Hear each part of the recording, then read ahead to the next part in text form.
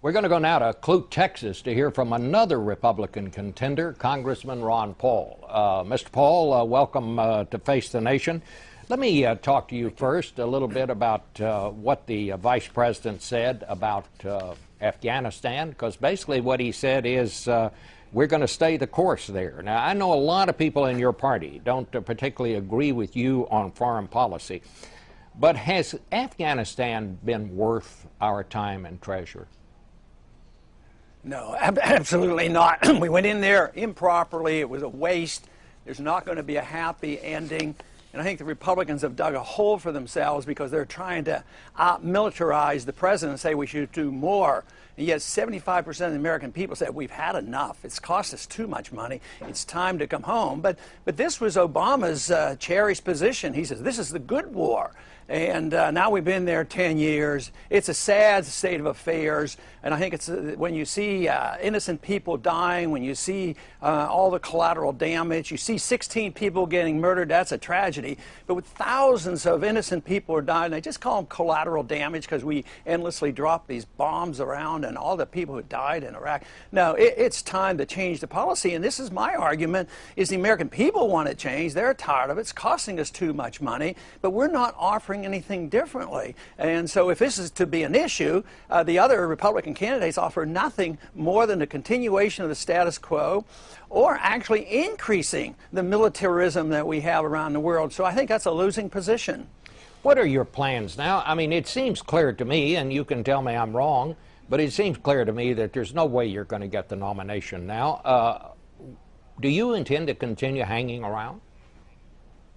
Obviously, yes. You know, the conventional wisdom is there's no guarantee it knows. You were talking earlier on about Romney being the candidate, but that's the conventional wisdom, and I would admit that.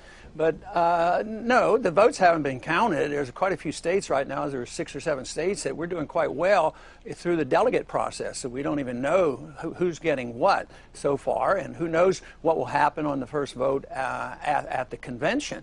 So I would say that it's very encouraging because I am talking to a whole generation, which is expanding, you know, as far as age goes.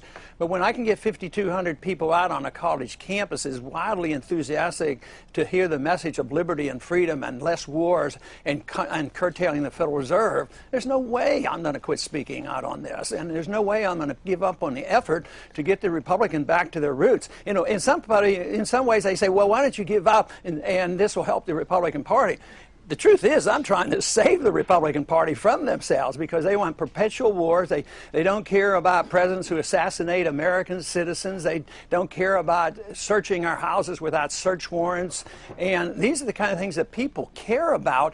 And if the Republicans would take a different position, they may save themselves. But right now, I see they're going to be in big trouble. What about the deficit? Sure, the Democrats spend too much money, but the Republicans said, well, our proposal is to balance the budget in 30 years. I mean, people are laughing at that. So I say cut the budget by $1 trillion. This idea that you have a debt crisis, the worst in the history of the world, and we won't cut spending, we have a problem. You know, I must say, hearing you this morning, you sound like somebody that might not support even the Republican candidate come the fall. Is there any way or any chance, or are you thinking about maybe heading up a third-party effort after the Republican convention? No, I don't have any plans for that. I didn't hear Gingrich mention that he was thinking about it either. But no, I have no plans to do that. I'm trying to win the nomination. The votes haven't been counted. I think the views I hold are very, very popular. I think we represent the future. The other candidates represent the past. The president represents the past. We represent the future about what freedom really brings us, free markets and sound money and civil liberties and a sensible foreign policy. And this idea, they're living with their head in the sand to think that there's not a debt crisis. There is a debt crisis, and you have to cut spending. This idea that you need to spend more money and print more money when you get into trouble, I mean, it's absolutely bizarre. And I think common sense tells us that you just can't keep spending. This is why you talked a little bit about this discord between Republicans and Democrats. It's because they refuse to admit there's nothing left in the Treasury, and they're fighting. Before, we were very rich. The middle class was rich, and the revenues came in. but there's nothing there, and that's why this conflict is going to get much worse until we admit the truth. Let me ask you this quickly. I think I heard somebody say you have publicly said that you'd like to be on the ticket with Mitt Romney if he gets it. Would you? I haven't said anything like that, and I don't see how that would happen. There's too many disagreements.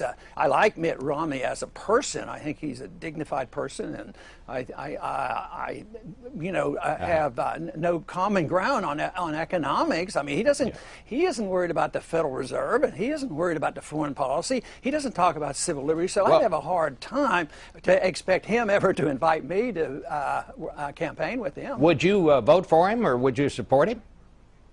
No, I haven't made that decision yet. I'm still campaigning. You haven't made the decision on whether you would support Mitt Romney if he gets the nomination? No, I have not. All right. Well, Mr. Paul, thank you very much for being with us this morning.